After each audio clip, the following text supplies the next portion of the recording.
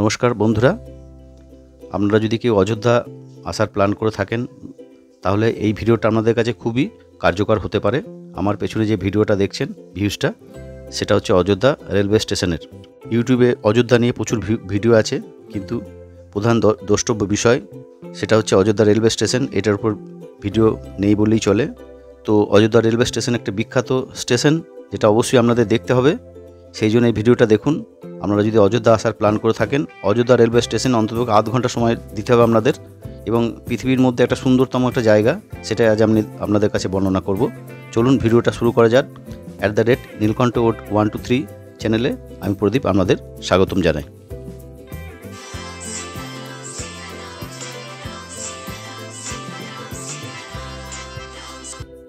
এবছর সেপ্টেম্বর মাসে অযোধ্যা ভ্রমণ করি। দুন এক্সপ্রেস আমার ট্রেন ছিল।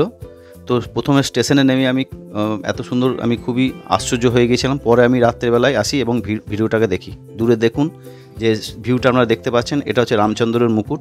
রামচন্দ্রের মুকুটটা ঠিক একদম মিডিলে বসানো আছে এবং খুবই সুন্দর দূর থেকে দেখা যাচ্ছে শ্রী রামচন্দ্রকে উৎসর্গিত করে এই মুকুটটা এখানে বসানো হয়েছে।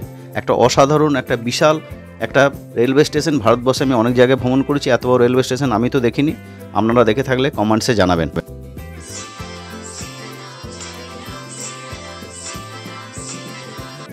বন্ধুরা দেখুন, এটা হচ্ছে রাতের ভিউজ। একটা বিশাল জায়গা জুড়ে রেলওয়ে স্টেশনটি অবস্থিত।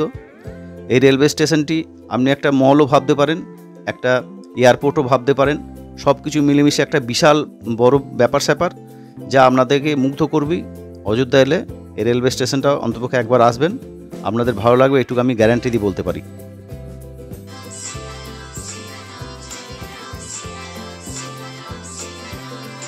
অযোধ্যা রেলওয়ে স্টেশন থেকে রাম মন্দির কিন্তু হাঁটা পথের দূরত্ব মোটামুটি 500 মিটারের মধ্যেই।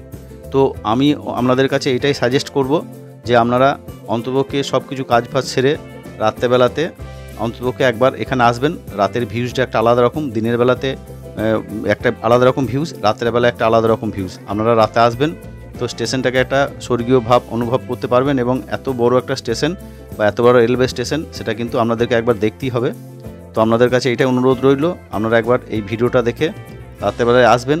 এবং যদি ভালো লাগে তো আমাকে কমেন্টসে অবশ্যই জানাবেন ভালো লাগলো কি খারাপ লাগলো।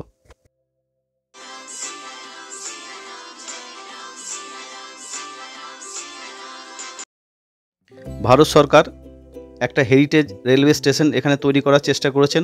এর সঙ্গে সহযোগিতা করেছেন উত্তরপ্রদেশের যোগী আদিত্যনাথ সরকারও। তো রামচন্দ্রকে উৎসর্গীকৃত করে এই রেলওয়ে স্টেশনটি বানানো হয়েছে। এখানে সারা পৃথিবীর লোক কিন্তু এখানে আসে। সেই কথা মাথায় রেখে একটা অত্যন্ত আন্তর্জাতিক মানের একটা কিন্তু রেলওয়ে স্টেশন করেছে। আমরা ভারতীয় হিসেবে এটা গর্বিত। দেখুন আরেকবার আপনাদের ভিউজটা দেখাচ্ছি। রামচন্দ্রের মুকুট দেখুন, আপনারা অনুভব করুন, এটা একটা রামচন্দ্রের মুকুট ঠিক মাঝখানেই রয়েছে। তো এই সারা পৃথিবীর লোকেদের বা সারা পৃথিবীর নাগরিকদের কথায় মাথায় রেখে কিন্তু রেলওয়ে স্টেশনটা তৈরি করা হয়েছে। একজন ভারতীয় হিসাবে এই রেলওয়ে স্টেশনটা আমাদের সকলেই দেখা দরকার। এবং এখানে একটা স্থাপত্য, ভারতীয় স্থাপত্য প্রতিটি ছত্রে ছত্রে রয়েছে, সেগুলো আপনাদেরকে ধীরে ধীরে আমি কিন্তু দেখানোর চেষ্টা করব। তো অবশ্যই ভিডিওটি দেখুন শেষ পর্যন্ত, আপনাদের ভালো লাগবেই।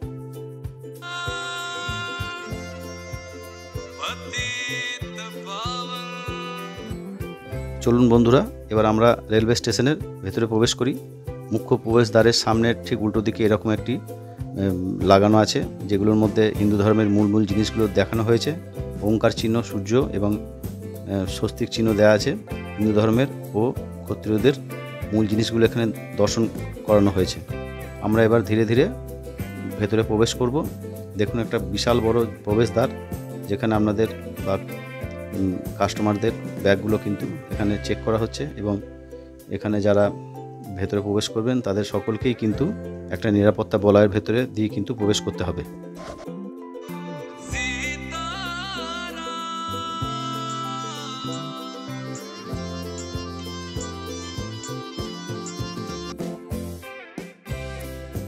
আমরা ধীরে ধীরে কিন্তু এই স্টেশনের ভেতরে প্রবেশ করছি। দেখুন এগুলো হচ্ছে স্টেশনের ভেতর, একটা বিশাল বড় জায়গা, একটা বিশাল বড় ফুটবলের মাঠের চেয়েও বড় একটা কংক্রিটের জায়গা এবং নিখুঁত পরিষ্কার পরিচ্ছন্ন। সবসময় এখানে পরিষ্কারের কাজ চলছে। এই দেখুন এটা একটা কাঠবিড়ালি। এই কাঠবিড়ালিটা রামচন্দ্রকে সাহায্য করেছিল রামচন্দ্রর কাছে সবাই কিন্তু সমান ছিলেন, একজন কাঠবিড়ালিকেও তিনি সমানভাবে দেখেছিলেন, তাকে উৎসর্গ করেই কিন্তু করা হয়েছে। এবং সেই রামচন্দ্রের সেই কথা ভেবেই কিন্তু এই কাঠবিড়ালিটাকেই কিন্তু এখানে স্ট্যাচু হিসাবে বানানো হয়েছে। এবং এটা হচ্ছে বিশাল বড় একটা স্ট্যাচু, এখানেই সেলফি পয়েন্ট, এখানে সবাই ছবি টবি তোলে। একটা সুন্দর একটা কাঠবিড়ালি স্ট্যাচু, দূরে দেখুন একটা বিশাল বড় পাখা। এবং আপনি এটা একটা মল বা একটা এয়ারপোর্ট এরকম ভাবতে পারেন, একটা অত্যাধুনিক কিন্তু একটা রেলওয়ে স্টেশন, যা আপনাকে মুগ্ধ করবেই। আপনি অযোধ্যা স্টেশনে এলে অবশ্যই একবার এই রেলওয়ে স্টেশনটা ভালো করে ঘুরবেন। দূরে দেখা যাচ্ছে দেখুন রাম মন্দিরের আদলে তৈরি করা হয়েছে একটা বিশাল চিত্র। এবং এই রেলওয়ে স্টেশনে অত্যাধুনিক সুযোগ সুবিধা সব কিছু এখানে রয়েছে। আপনি পৃথিবীর যে কোনো প্রান্তেই যান, যে ধরনের সুযোগ সুবিধা পাবেন সব কিছু কিন্তু এই রেলওয়ে স্টেশনে কিন্তু আপনি পেয়ে যাবেন।